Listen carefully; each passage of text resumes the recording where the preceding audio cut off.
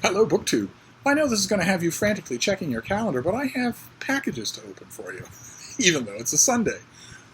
For two reasons. One, as I mentioned before, I have regular drivers for the weekdays, DHL, UPS, FedEx, the U.S. Mail, and also the person, the actual physical mail carrier. So the U.S. Mail truck and the mail carrier. That's 4 people coming to the door every day.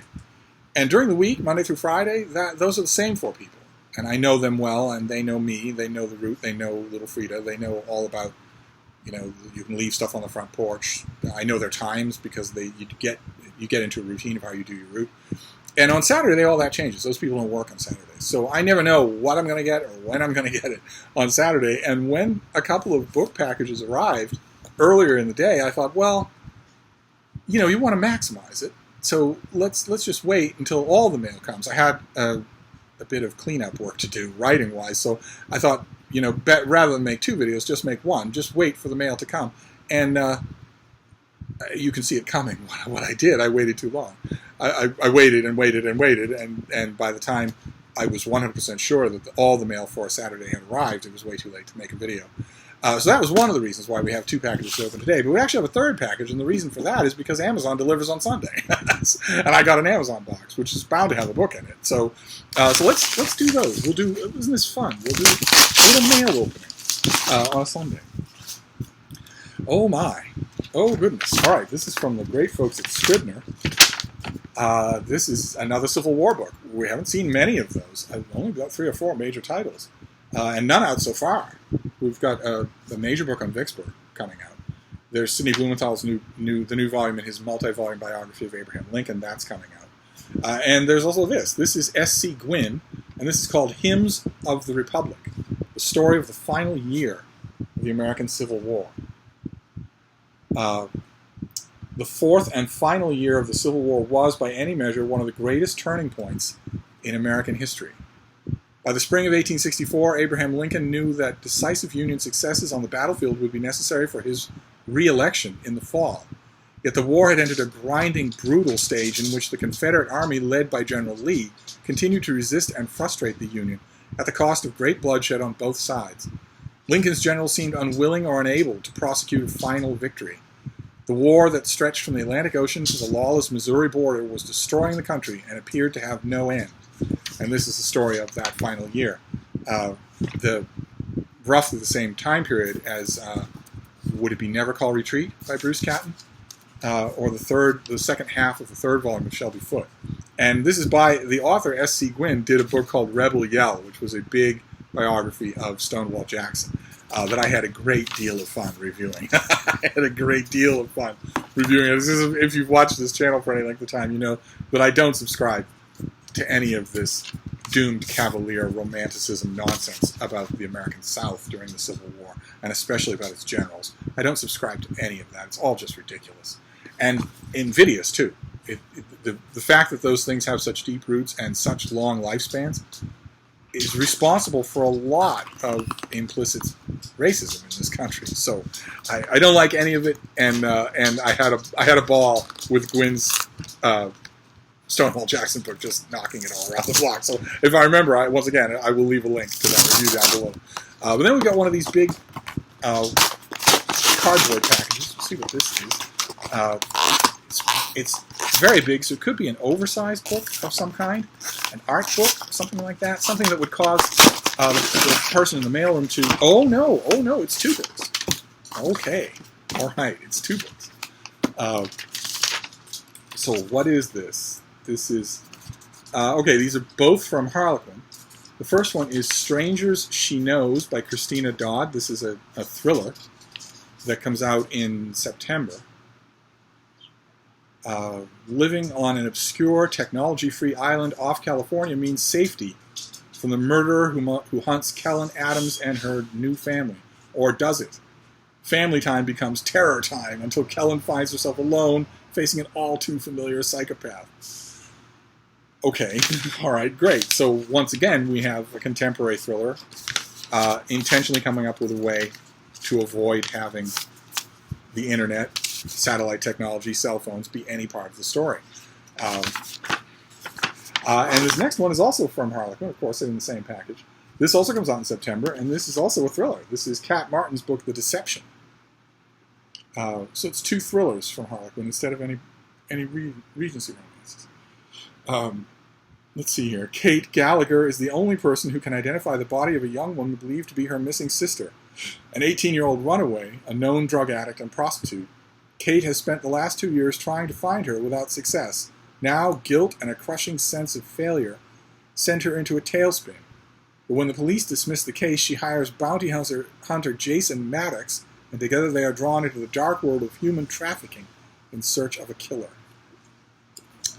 How much do you want to make a bet that in the first 5 pages of this book I can find, from the text of the book itself, a better title than The Deception, of the boring Deception? But it's not just about titles. I will. These are both September, so I will wait a bit on them. But I'm always in the mood for a thriller.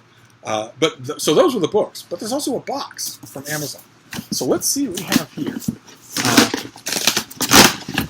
Such a thrill, such a weird thrill to get mail on a Sunday.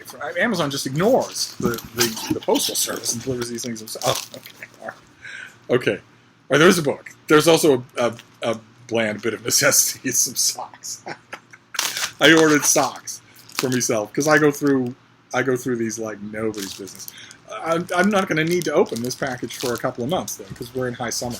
So when I'm not wearing socks, for outside errands, I'm wearing sandals. So I'm just going to leave. I'm going to stick it aside and leave it as I slowly triage through the socks that I have now.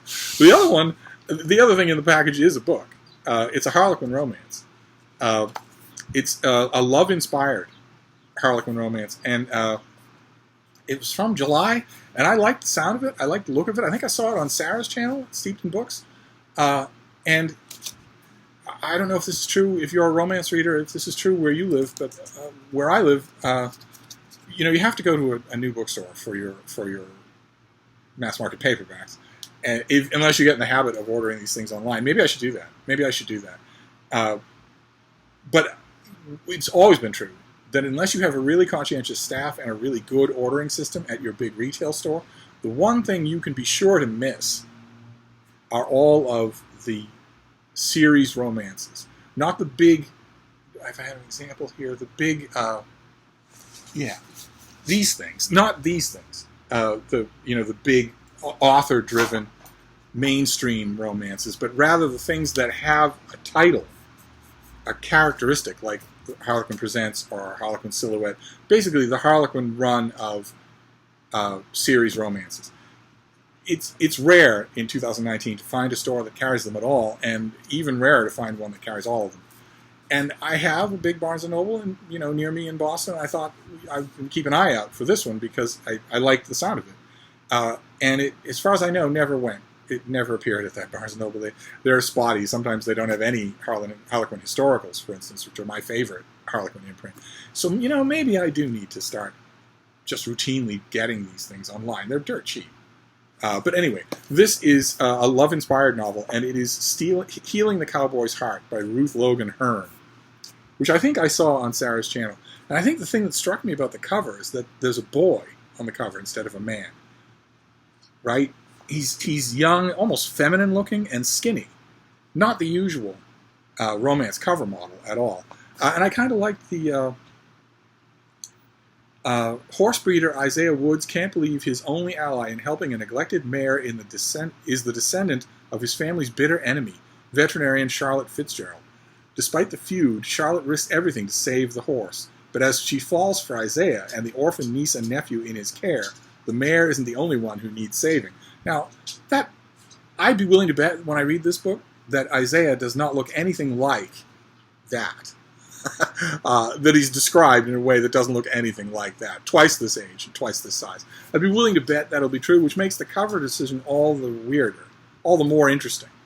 But I haven't read a love inspired in a long time, and I think, who else would it be but Sarah? Of course it would be her. It had to be her channel that I saw this on. So I will give this, an hour of my reading time, and that'll be that. And I'll also use it. I'll use it as a little kick in the pants. I will go on Amazon and look at all of the Harlequin line, or maybe go to Harlequin's website itself. Why go to Amazon? Maybe go to Harlequin's website itself and see what all the latest series romances are, and buy some. Buy the ones that look interesting. So there you go. That's a Sunday mail haul for you. So we have Hymns of the Republic by S.C. Gwynn, an author who, despite his dodgy choice of subject in Stonewall Jackson, did please me with that book. So I'm looking forward to this one. And then 2 thrillers from Harlequin, Strangers She Knows and The Deception, both due in September. And then a July romance, long since gone. This is a love-inspired novel called Healing the Cowboy's Heart by Ruth Logan Hearn. So a fairly romance-heavy thing, except for the utter destruction of the South. And some socks. Some socks that and before any of you go blaming Frida, it's not her. I'm just really hard on my clothing. So, but I'm going to leave that. I'm just going to stuff that package away and leave it for a time when I'm using a lot more socks. So there you go, a little Sunday mail. So we'll be doing mail again tomorrow. Tomorrow the mail starts up all again. All those people that I mentioned come right back to work, have the same ongoing banter that we've had for years. So there'll be no interruption in your mail coverage. Isn't that nice? Thank you for tuning in.